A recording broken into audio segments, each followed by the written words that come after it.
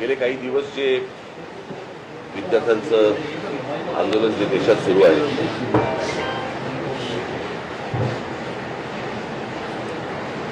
आणि ते कशा प्रकारे चिरडण्याचे पण प्रयत्न सुरू आहेत हे देखील आपल्याला समजत आहे. खरं तर ते संपूर्ण आंदोलन हे शांततामय पद्धतीने सुरू झालेलं आंदोलन होतं आणि ज्या प्रकारे आज केंद्रातनं ज्या प्रकारचा दबाव त्या मुलांवरती आणला जातोय, मुलींवरती आणला जातोय, त्यांना ज्या प्रकारे मारलं जात आहे आणि त्याचे सगळे परिणाम हे संपूर्ण देशभर उमटत आहेत. तसेच ते महाराष्ट्रात देखील उमटत आहेत, तसेच ते मुंबईमध्ये देखील उमटत आहेत. तुम्ही सगळेजण बघताच आहात. खरं तर ही साधी गोष्ट होती. या सगळ्या प्रकरणामध्ये आजपर्यंत भारतीय जनता पक्ष ज्यावेळेला विरोधामध्ये होता, विरोधी पक्षामध्ये ज्यावेळेला होता, त्यावेळेला त्यांनी अनेक मंत्र्यांचे राजीनामे मागितले होते.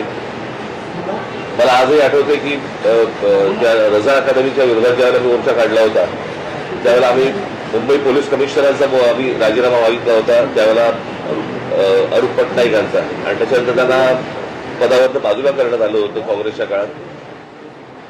मुंबईमध्ये ज्या वेळेला ते कसाब वगैरे सगळे आलं, 26/11चं प्रकरण झालं, त्यावेळेला आर पाटील असं म्हणाले होते की बडे बडे शहरों में छोटी छोटी बातें होती रहती है. या एका वाक्यावरनं त्यांना गृहमंत्री पदावरनं काढून टाकण्यात आलं होतं. आणि साधारणपणे पदाची ज्यावेळेला तुम्ही जबाबदारी घेता, त्यावेळेला पदामधनं आलेल्या अपयशाची देखील जबाबदारी ही तुम्हीच घेतली पाहिजे. हीच खरी तर मागणी आहे. आणि हीच मागणी होती या मुलांची की हे काय पहिल्यांदा नीटचे पेपर फुटले नव्हते. ही मला असं वाटतं तिसरी वेळ आहे. नीट परीक्षा ज्या वेळेला आणल्या, त्याच वेळेला आम्ही विरोध केला होता त्या गोष्टीला की असल्या केंद्रीय पद्धतीने तुम्ही या परीक्षा घेऊ नका. पण ते सत्ताच एवढी होती की त्यावेळेला कोणाला ऐकायची त्यांची तयारी नव्हती. आजही नाहीये. आणि आज प्रश्न असा आहे की आज राजीनामा धर्मेंद्र प्रधानांचा मागायला सुरुवात झाली होती, परंतु आता प्रश्न असा आहे की ज्या प्रकारे मुलांना मारलं गेलंय, आता हा प्रश्न प्रधानांपुरता मर्यादित न राहता पंतप्रधानांपुरता पुढे गेलेला आहे. आणि त्याच्यामुळे गृह खातं आणि आज पंतप्रधानांनी आज काहीतरी ट्विट केलंय, पण त्या ट्विटला काही अर्थच नाहीये. खरं तर या लोकांना बोलवून जर समजा त्यांच्याशी चर्चा केली असती आणि तो विषय जर नीट समजून घेतला असता तर एवढं प्रकरण पण झालं नसतं. पण मला काही समजतच नाहीये की या सगळ्या गोष्टींचा एक सरकारी सत्तेचा एक जो उद्दामपणा जो आहे हा कशासाठी आहे. म्हणजे हीच गोष्ट आपण, मला असं वाटतं की त्या शिखांचं ज्यावेळेला शेतकऱ्यांचं आंदोलन झालं त्यावेळेला देखील कोणाला ते भेटायला तयार नव्हते. ते पण तसंच त्यांनी मोडायचा प्रयत्न केला. मणिपूरच्या वेळेला पण देखील तेच प्रकरण झालं. आता अनेक आंदोलनं ज्यावेळेला होत आहेत, आज ग्रामीण महाराष्ट्रामध्ये अनेक आदिवासींची आंदोलनं होत आहेत, तिकडे लक्ष द्यायला वेळ नाहीये. म्हणजे कसला हा, ही कुठली सत्ता आणि हा कुठला सत्तेचा माज. ती मुलं असं काय मागत होती बरं? नीटची परीक्षा द्यायला किती कष्ट असतात, किती त्रास त्यांना असतो हे त्या मुलांना विचारा एकदा. माझा एक जुना व्हिडिओ तुम्हाला आठवत असाल तर मी कुठेतरी तो व्हायरल होताना दिसतोय की ज्यावेळेला मी पंतप्रधानांशी मी बोललो होतो नीटच्या परीक्षेबद्दलच, आणि मी त्यांना त्यावेळेला सांगितलं होतं आज शेतकरी आत्महत्या करतायत, उद्या हे विद्यार्थी आत्महत्या करतील, आणि तेच झालं. आज ही मुलं आत्महत्या करतायत. आणि त्यांचा सगळा जो राग आहे आज त्या विद्यार्थ्यांबरोबर इतरही लोक आज या आंदोलनामध्ये आज आलेले आहेत. आणि मला असं वाटतं की हा एकूणच सिस्टीमच्या विरोधातला राग आहे. ज्या प्रकारे आज देशामध्ये गोष्टी सुरू आहेत त्याच्याबद्दलचा राग आहे आणि तो राग सगळेजण व्यक्त करतायत. आज प्रत्येक घरामध्ये ज्यांची मुलं नीट परीक्षेला बसलेली नाहीयेत त्या आयांना आणि वडिलांना देखील त्यांना पण त्रास होतोय हे सगळं बघून. आणि आज जी मुलं आज इकडे मोठ्या ज्या अपेक्षेने आज आली, मला असं वाटतं त्याचं पुढे काय करायचं, त्याला कशी वाट करून द्यायची याचाच आम्ही विचार करत होतो. मला असं वाटतं उद्धव आपल्याशी बोलतील. नाही सांग कार्यक्रम जाहीर करणं. आणि त्याच्यामुळे आम्ही 26 तारखेला आम्ही एक शक्ती प्रदर्शन मोर्चा म्हणा, शक्ती प्रदर्शन म्हणा किंवा काही म्हणा, या मुलांना घेऊन करायचं आम्ही ठरवलेलं आहे की मुंबईसारख्या एका महत्वाच्या, सर्वात महत्वाच्या देशातल्या शहरामध्ये देखील ही सगळी मुलं आणि सगळेजण पालक हे एकत्र येत आहेत आणि आपला राग रोष व्यक्त करतायत हे मला असं वाटतं केंद्राला देखील कळणं गरजेचं आहे. आणि त्याच्यासाठी म्हणून आम्ही येत्या 26 तारखेला रविवारी येत्या 26 तारखेला आम्ही हा मोर्चा आम्ही काढत आहोत. हा मोर्चा निघेल शिवाजी पार्क शिवतीर्थावरून हा निघेल आणि हा मोर्चा जाईल सिद्धिविनायकाच्या इकडे. तिथे जाऊन आम्ही देवाला साकडं घालणार आहोत की या सरकारला सुबुद्धी देव आणि याच्यासाठी म्हणून तिकडे आम्ही त्याची सांगता करणार आहोत. आणि हा आत्ताचा आमचा कार्यक्रम आहे. मला असं वाटतं पुढे मी कालच दिल्लीला जाऊन आलो. माझ्या आधी अमित पण जाऊन आला. आपल्या माध्यमातून ही दृश्य संपूर्ण जग पाहत आहे. एक गोष्ट नक्की की हा विषय केवळ नीटच्या परीक्षेपुरता मर्यादित नाही आहे. कारण ज्या वेळेला मी गेलो माझ्यासोबत संजय राऊत होते, अनिल देसाई, अरविंद सावंत ही सुद्धा मंडळी होती, खासदार होते. आणि त्या गर्दीमध्ये एक व्यक्ती राजा तिकडे संजयला असं भेटलं की त्यांनी विचारलं की आप कहाँ से आए हो. संजयने विचारलं तर मैं बिहार से आया हूँ लेकिन मैं हूँ तो मध्य प्रदेश का. तर तो काही विद्यार्थी वाटत नव्हता पण मध्यमवयीन तरुण होता. तर त्याला विचारलं आप क्यों आए हैं. तर त्यांनी सांगितलं की माझा व्यवसाय नीट चाललेला होता, माझी रोटी व्यवस्थित चालू होती, पण नोटबंदीच्या वेळेला माझी पूर्ण उद्योगधंदा रोजीरोटी उद्ध्वस्त झाली आणि तो राग व्यक्त करायला मी आलेलो आहे. म्हणजे हे काही एक निमित्त झाले असं म्हणा पाहिजे तर, परंतु हा गेल्या काही वर्षातला राग हा आता उफाळून वरती आलेला आहे. दुर्दैवाने आज मी वृत्तपत्रात वाचलं आणि कालच आपल्या माध्यमातून मी बघितलं की न्यायमूर्तींना किंवा न्यायालयाला या प्रकरणाकडे लक्ष द्यायला वेळ नाही असं ते म्हणाले. आता विषय असा झालेला आहे की दिल्लीमध्ये मला सुद्धा तिथल्या काही मुली भेटल्या आणि त्या संतप्त होत्या. त्या सांगत होत्या की आमचे कपडे फाडले गेले, वाटेल तसं मारलं गेलं, काही ठिकाणी तर लाठ्या काठ्यांना खिळे लावून, गजलेले खिळे लावून मारलं गेलं, डोकी फोडली गेली. आणि काल एक व्यक्ती जी महिला म्हणजे मुलगी जी अत्यवस्थ होती, मला कल्पना नाही आता तिथे येता येताना वाचलं की आता आहे की नाही मला माहिती नाही आहे. तर एक एक असे अत्याचार वाढत चाललेले आहेत. न्यायालयाला कबूतर कुत्रे यांच्याकडे लक्ष द्यायला वेळ आहे पण कॉक्रोचकडे लक्ष द्यायला वेळ नाही, हे दुर्भाग्य आहे. आणि देशाची परिस्थिती आता अशी झाली का आणि न्यायालयाची परिस्थिती सुद्धा अशी धृतराष्ट्रासारखी झाली का. म्हणजे द्रौपदीने धृतराष्ट्राकडे न्याय मागण्यासारखं झालेलं आहे. आता मधल्या काळामध्ये चंद्रचूड यांनी न्यायालयाच्या न्यायदेवतेच्या डोळ्यावरची पट्टी काढली होती. ती न्यायदेवतेने परत पट्टी बांधली आहे का आणि कशासाठी बांधलेली आहे. हे एकूणच जे चाललेलं आहे हे सरकार आता कोणाला आपलं वाटते असं दिसत नाहीये. कारण मी ज्या वेळेला तिथे पोहोचलो तेव्हा जसं आता राज म्हणाला की आता विषय केवळ धर्मेंद्र प्रधान यांच्या राजीनाम्यापुरता नाही तर ह्या मुलांना, या विद्यार्थ्यांना आता हे सरकार नकोसं झालेलं आहे. हेच विद्यार्थी होते, हीच मुलं होती ज्यांनी अच्छे दिन याची अपेक्षा करत ह्या सरकारला निवडून आणलं होतं. पण हे सरकार निर्दयीपणाने वागतंय. पंतप्रधानांनी आज ते काय ट्विट केले तर म्हणजे त्यांनी जाऊन बोलायला काय हरकत नव्हती. म्हणजे याच्यामध्ये कमीपणा बाळगण्याचं काही कारण नाहीये. आपली मुलं आहे, आपली जनता आहे, यांच्याबरोबर चर्चा करायला कमीपणा वाटण्याची गरज नाहीये. पहिल्या दिवशी जर का सरकारने यांच्याबरोबर चर्चेचे दरवाजे उघडले असते किंवा पहिल्या दिवशी जर का यांना बोलवलं असतं तर ही इथपर्यंत वेळ वाढली नसती, एवढी हे आंदोलन ताणलं गेलं नसतं. लोकांना आज व्यक्त व्हायचंय. इतके वर्ष साठलेला राग, असंतोष हा उफाळून वर आलेला आहे आणि त्याला एक वाट करून देण्याचा आम्ही प्रयत्न करतोय. ही वाट करून देत असताना सर्वांना सांगतोय की कोणीही, कारण बरेच जण या असंतोषाच्या ठिणगीला वेगळं वळण लावण्याचा प्रयत्न करतायत. मग पोलिसांवरती हल्ले करण्याचा प्रयत्न करतायत. काही गुंड म्हणजे सिव्हिल ड्रेसमधले लोक, ह्यांच्यात पोलिसांच्या लाठ्या यांच्या हातात कशा आलेल्या आहेत. मग त्यांच्या तिकडे नावाची पट्टी पण नाही आहे, काही कपडे त्यांचे पोलिसांचे नाही आहेत. म्हणजे हे गुंड, आता माझं मग असं म्हणणं आहे की हे आंदोलन मोडायला पाकिस्तानमधून गुंड भाजपने आणलेत का. कारण यांची काय ओळख पाळख काही नाही आहे. त्यांना ओळख विचारलं तर सरळ ते काही त्यांच्या निर्विकार चेहऱ्याने ते आपले बघतात लोकांकडे. काही त्यांना पडलेलं नाही आहे. ना मुलांच्या व्यथेची त्यांना जाणीव आहे, ना त्यांच्या वेदनेची त्यांना जाणीव आहे. बेसुमार लाठीमार करतायत आणि अशी ही सगळी गुंडागर्दी ही सरकार चालवत असताना कोणी गप्प बसू नये, आपण व्यक्त व्हायला पाहिजे आणि त्या व्यक्त होण्यासाठी ती वाट करून देण्यासाठी येत्या रविवारी आम्ही मी मोर्चा म्हणण्यापेक्षा एक देशाची ताकद काय असते ही ताकद दाखवून देण्यासाठी ह्या मोर्चाचं आयोजन केलेलं आहे. जसं राजने सांगितलं की शिवाजी पार्क ते सिद्धिविनायकला राज आपण जाऊन दोन गोष्टी करू.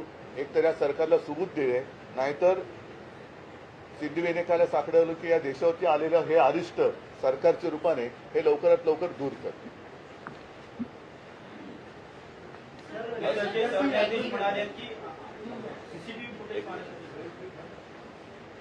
मग तोच विषय राहिला की सरन्यायाधीश जे बोलले की सीसीटीव्ही फुटेज पाहण्यासाठी आमच्याकडे वेळ नाहीये.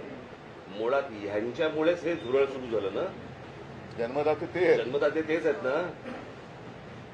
आणि त्यांनी जन्म दिल्यानंतर त्या पोराकडे बघायला नको.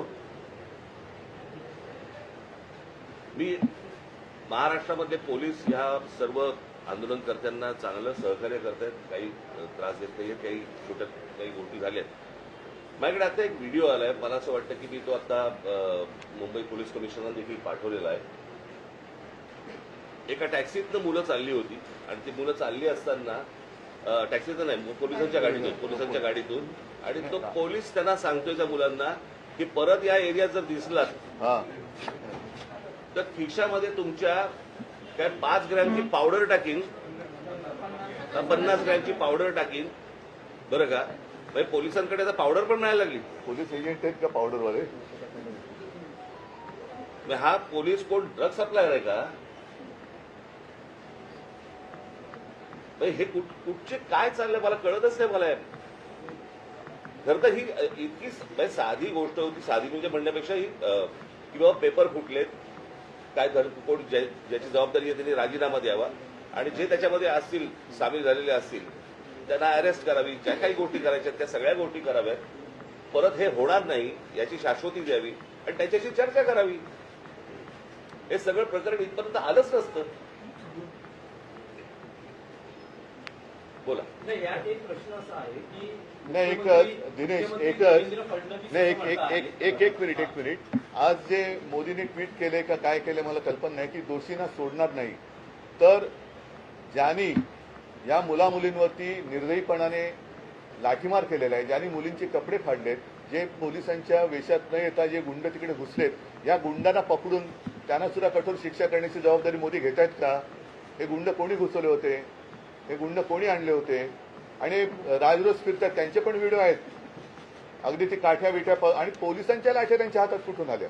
पण उद्धवजी, मुख्यमंत्री देवेंद्र फडणवीस आणि जे.पी. नड्डा जे भाजपचे केंद्रातले नेते आहेत ते असं म्हणतात की विरोधी पक्ष हा विद्यार्थ्यांच्या खांद्यावर बंदूक ठेवून या विषयाचं राजकारण करतो. भारतीय जनता पक्ष आजपर्यंत काय करत आलं? त्यांचा असाही दावा आहे की काँग्रेसच्या राजवटीतही अनेकदा पेपर फुटलेले आहेत. तेव्हाही आंदोलन झाली की. म्हणून तर बदललं ना सरकार. ज्यावेळेलाही आंदोलन झाली त्याच्यानंतर सरकार बदललं, ह्यांचं आलं.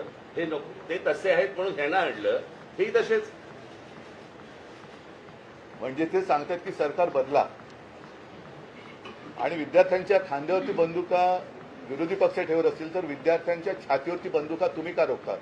नाही. आणि दुसरी गोष्ट त्या अण्णाच्या टोप्या घालून कोण फिरवते? त्यांचीच माणसं होती ना. अण्णांकडे एवढी माणसं नव्हती.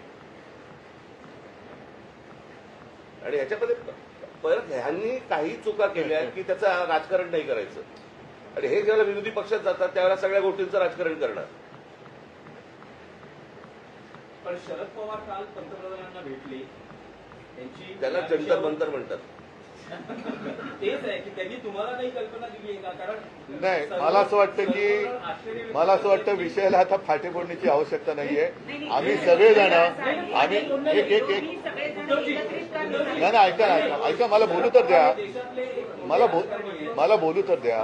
माझं म्हणणं काय आहे की जसं आज मी आणि राजा एकत्र आलेलोच आहोत, त्याच्या आधी सुद्धा मी सगळ्यांना आवाहन केलेलं आहे की ज्यांना देशाच्या भविष्याविषयी चिंता आहे. म्हणजे मी तिकडे गेल्यानंतर सगळे भाषिक तिकडे होते, सर्व धर्मीय तिकडे होते, हिंदू होते, मुसलमान होते, सगळे होते. आता ज्यांना देशाचं, कारण हा देश जर का आपला आहे तर देशाच्या भविष्याची ज्यांना चिंता आहे त्यांनी पंतप्रधानांना भेटून त्यांची एक चिंता व्यक्त केली असेल तर मला माहिती नाही. तर त्यांनी मुलांना भेटायचं ते परवा तिकडे गेले होते. पंतप्रधानांनी आता मुलांना भेटण्याची गरज आहे आणि नुसतंच असं जर का ढकलून गाडी चालणार असेल तर काय उपयोग नाहीये. नाही आता आपण जे म्हणालात आम्ही रविवारी मोर्चा जाहीर केलेला आहे, तर रविवारी जर का पवारसाहेब येत असतील, अगदी नरेंद्र मोदी येत असतील, देवेंद्र फडणवीस येत असतील, येऊ द्या. म्हणजे विरोधी कशाला? एक फक्त विषय आहे की तुम्ही मोर्चाचं रूट सांगितलं, पण वेळ काय आहे, किती वाजता सकाळी 10ची जमायची वेळ आहे, साधारणपणे 11:30 पर्यंत 11-11:30 पर्यंत. आंदोलन जाहीर झालेलं आहे. जंतर मंतरवर पोलीस आपल्याला पाहायला मिळतात आणि मुंबईत देखील अनेक विद्यार्थ्यांना पोलिसांनी गाडीतून नेऊन पोलीस स्टेशनला वगैरे नेलं. आपण स्वतः काल विद्यार्थ्यांनी आंदोलन जाहीर झाल्यानंतर आपल्या अनेक कार्यकर्त्यांना नेत्यांना नोटीस जाऊ शकतात, विद्यार्थ्यांची धरपकड सवय आम्हाला, यासाठी सवय आम्हाला आमच्या. नाही, इकडे आता कळेल आता म्हणून म्हटलं ना की विद्यार्थ्यांच्या बाजूने कोण आहे आणि विरोधात कोण आहे. आणि प्रश्न असा आहे ना की प्रश्न सोडवायचा आहे का चिघळवायचा आहे, हे मला असं वाटतं सरकारने बघावं. वंचितनी महाराष्ट्र आणि देशबंदीची हाक दिली आहे. 26 तारखेला तुम्ही आता मोर्चा काढणार आहात. प्रत्येक राजकीय पक्ष वेगवेगळ्या गोष्टी करण्यापेक्षा पहिली गोष्ट म्हणजे आता ते जाहीर करणं हे आम्हाला माहीत नव्हतं. त्यांनी स्वतंत्रपणे जाहीर केलं ही गोष्ट, बरोबर आहे. आम्ही देखील जे काही ज्याला मोर्चा म्हणा किंवा काही म्हणा, या सगळ्या गोष्टी करताना तिथे आमचे राजकीय पक्षाचे झेंडे नसणार, कळलं का? तिथे जर कुठचे झेंडे असतील तर ते फक्त तिरंगे असतील, देशाचा झेंडा असेल, बाकी कुठचेही राजकीय पक्षाचे झेंडे त्या सगळ्या अख्यामध्ये कुठेही नसणार. आणि आत्ता उद्धव सांगतात त्याप्रमाणे काँग्रेसशी देखील बोलणं चालू आहे, ते देखील सहभागी. काल माझं बोलणं झालं, राहुलजींशी पण झालं, मग सपकाळांचा फोन आला होता आणि त्यांनी पण सांगितलं की आपण एकत्रितपणाने या गोष्टी करू.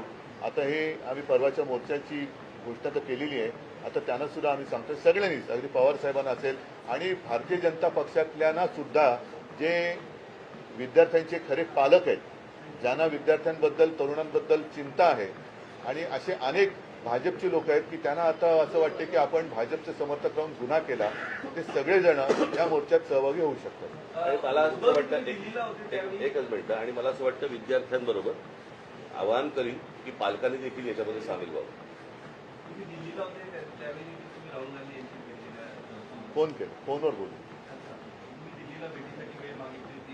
नाही, एक तर काय झालं, मी तिकडे रात्री पोहोचलो त्यावेळेला त्यांचं आंदोलन नुकतंच संपलं होतं आणि त्यांना मला वाटतं ते कुठलं छत्रसाल स्टेडियम तिकडे नेलं होतं. मला जंतर मंतरवरती जायचं होतं कारण अभिजित आणि सगळेजण तिकडे वाट बघत होते. मी तिकडे गेल्यानंतर मग माझी काही भेट झाली नाही, पण काल सकाळी माझं फोनवरती बोलणं होतं. भविष्यामध्ये आपण जंतर मंतरवर विद्यार्थ्यांशी थेट संवाद जाण्यासाठी जाणार आहात? अरे मी आत्ताच गेलो असतो, पण तब्येत बरी नव्हती. नाही, दुसरा मुद्दा काय माहिती आहे ना, जंतर मंतरवरती एक केंद्रबिंदू झालेला आहे, पण ही आता पूर्ण देशाची भावना आहे. म्हणून मी जे म्हटलं ना की एक राष्ट्र एक भावना, जो जिथे जिथे आहे तिथे त्यांनी या गोष्टीचा विरोध व्यक्त केला पाहिजे. सगळेजण काही जंतर मंतरवरती पोहोचू शकतात, जाऊ शकतात आणि जाण्याची गरज आहे असं मला वाटत नाही. आज ग्रामीण भागात सुद्धा आंदोलनं होत आहेत, राज्यातल्या आणि देशातल्या अनेक शहरांमध्ये ही आंदोलनं होत आहेत. विद्यार्थी झुंडीच्या झुंडीने बाहेर पडत आहेत आणि कालच एक मी व्हिज्युअल बघितलं की एक तरुणी त्या पोलिसांच्या गाडीसमोर एकटी उभी राहिली होती इथेच बाजूला. ही तरुणांची ताकद आहे. ज्या ताकदीला झुरळ समजलं जातं त्या झुरळांच्या ताकदीला आता हे घाबरलेले आहेत.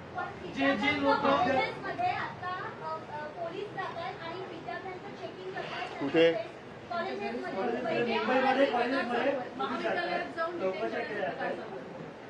काय कसले चेकिंग करतात?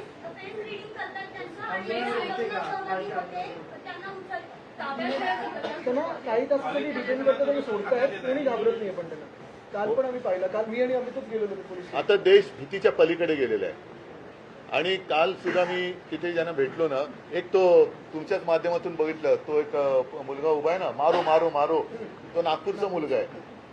तो भेटला मला, तो काय करतील मारून मारून, काय करतील आणि असं जगून तरी काय फायदा. म्हणजे हे लोक आता त्या भीतीच्या पलीकडे गेले. त्याच्यामुळे चेकिंग तुम्ही त्यांची मनं नाही ओळखली शरीर किंवा कपडे चेक करून काय करणार, त्यांच्या मनात काय चालले ते ओळखा ना.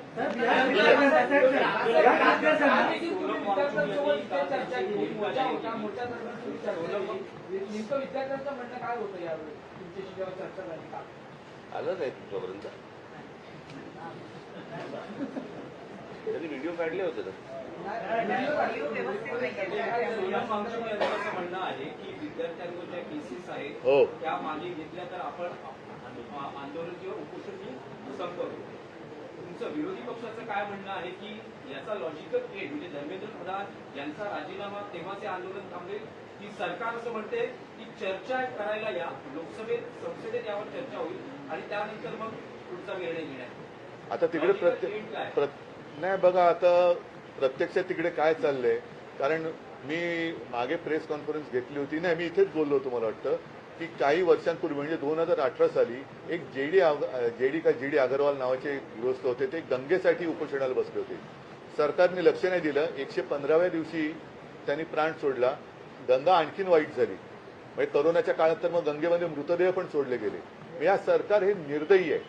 मी वांगचुकना त्यांना तिथून हलवण्याच्या आधी 1-2 दिवस आधी फोनवरनं बोललो होतो आणि मी त्यांना हेच सांगितलं होतं की आपण उपोषण सोडा, कारण उपोषण कोणासमोर करायचं, ज्यांना काहीतरी संवेदना आहे. या सरकारला संवेदना नाहीये. त्याच्यामुळे त्यांना असं वाटतं की अशी लोक गेलेली बरी, म्हणजे एकदा काय ते सगळं स्मशान शांतता होऊ द्या. पण तसं दिसत नाहीये. अनेक जण आता प्रत्येकाच्या मनामध्ये ही ठिणगी पेटलेली आहे. त्याच्यात तुमचा जो विषय आहे की धर्मेंद्र प्रधान, शेवटी मग जबाबदारी कोणाची आहे? जे जबाबदार आहेत त्यांना सोडणार नाही. मग धर्मेंद्र प्रधान पहिले जबाबदार आहेत, त्यांना का सोडतायत? आणि धर्मेंद्र प्रधान पण कोणी एकेकाळी पेपर फुटीच्या विरुद्ध रस्त्यावर उतरले होते असं म्हणतात, जे आता विद्यार्थ्यांचं नशीब फोडतायत. साहेब, तुम्हाला काय वाटतं की चर्चेतून सरकार म्हणते चर्चेला या, यातून मार्ग काढ, तुम्हाला असं वाटतं की चर्चेतून मार्ग हे सुरुवातीला करायला पाहिजे होतं ना. हीच गोष्ट उपोषणही झालं नसतं, लाठीचार्ज झाला नसता, मुलांनी मार नसता खाल्ला. काय झालंय आता, घराघरामध्ये हे सगळं पोहोचलेलं आहे आंदोलन. त्याच्यामुळे सरकार आता बॅकफूटवरती गेलंय आणि म्हणून आता ते सांगतात की आमच्याशी चर्चा करायला या म्हणून. कळलं का? ज्यावेळेला शिखांनी, ज्यावेळेला त्या शेतकऱ्यांनी, ज्यावेळेला पंजाबच्या शेतकऱ्यांनी, हरियाणाच्या शेतकऱ्यांनी ज्यावेळेला मोर्चा काढला होता, त्यावेळेला काय नाही बोलवलं, कारण तो प्रत्येक घरातला, देशातला नव्हता विषय. आता त्यांना अंदाज आला या सगळ्या गोष्टींचा, त्यांच्याकडे पण यंत्रणा आहेच त्यांच्याकडे, की अंदाज आला की हे घराघरात पोहोचलंय आणि घराघरात पेटलंय. म्हणून आता हे आता बोलतात की आमच्याशी चर्चा करायला या. मणिपूरच्या प्रकरणात, त्या शिखांच्या प्रकरणामध्ये काही ट्विट केलं तर आढळलं का पंतप्रधानांनी? त्यांच्या लक्षात आलंय की हे आपल्या अंगलट आलेलं आहे आणि म्हणून ही आता सर्व सुरू आहे. आणि एकच आता नाही एक मिनिट, तुम्ही जे आता सांगितलं ना, तुम्ही जे आता सांगितलं की आता घरोघरी जाऊन चेकिंग, कॉलेजमध्ये जाऊन चेकिंग, तर मी सरकारला आणि पोलिसांना एक नम्र विनंती करेन की तुम्ही आणखीन आग भडकवू नका. ही मुलं शांत आहेत, त्यांच्याशी नीट चर्चा करा. ही शांतता भंग करण्याचं काम पोलिसांनी आणि सरकारने करू नये. मुख्यमंत्र्यांना आजही शंका आहे, ते म्हणतात की अँटी सोशल एलिमेंट, असामाजिक. आम्हाला पण शंका आहे की आता सरकारमध्ये असे कोण परकीय शक्ती सामील झाल्यात का की या मुलांना, देशाच्या विद्यार्थ्यांना चिरडण्यासाठी? आणि मी तुम्हाला सांगतो, 26 तारखेला जर असे कोणी घुसवण्याचे प्रयत्न केले ना, फटकावून काढणार. कळलं का? शांततेने मोर्चा असेल, शांततेने ह्या सगळ्या गोष्टी होतील, याच्यामध्ये कुठचीही हुल्लडबाजी नसेल, काहीच गोष्टी नसतील. पण उद्या जर समजा दिल्लीसारखं इथे काही करायचा प्रयत्न केला, इथे काही करायचा प्रयत्न केला, आमची लोक सोडणार नाही. हे सगळे उद्याचे मतदार आहेत, हे सगळे या सगळा आंदोलन जे आहे तुम्हाला वाटतं का मतपेटीतून दिसेल? कारण आधी आपण हा विषय मतपेटीचा नाही. पहिली गोष्ट तुम्ही लक्षात घ्या, आता हा विषय मतपेटीचा नाहीये, हा विषय कुठच्या निवडणुकांचा नाहीये, हा विषय आहे त्यांच्या न्यायाचा. कळलं का? उद्या परीक्षेला बसलेले हे सगळे विद्यार्थी, उद्या विद्यार्थी आत्महत्या करतात, याचा अर्थ काय समजून घ्या ना. इथे मतपेटीचा विषय येतो कुठे? पण ज्या प्रकारचा देशामध्ये सत्ता राबवली जाते त्याच्या विरुद्धचा राग हा मला असं वाटतं प्रत्येक राज्यांमधून बाहेर येतोय. ही सर्वात महत्वाची गोष्ट आहे. निवासस्थानी आंदोलन एएमच्या निवासस्थानी आंदोलन झालं. एकनाथ शिंदे असं म्हणतात की काय घातपात करायचा आहे. जाऊ दे त्यांची कुवत नाही. त्यांच्या विरोधात हे बघा या आंदोलनाची तुलना अतिरेक्यांशी केली. त्यांच्या बरोबर तुम्ही त्यांच्या विरोधात काही बोललात की तुम्ही देशद्रोही असता, अँटी नॅशनल हे असता. कोणी केली अरे जाऊ दे त्यांची कुवत आहे का? चल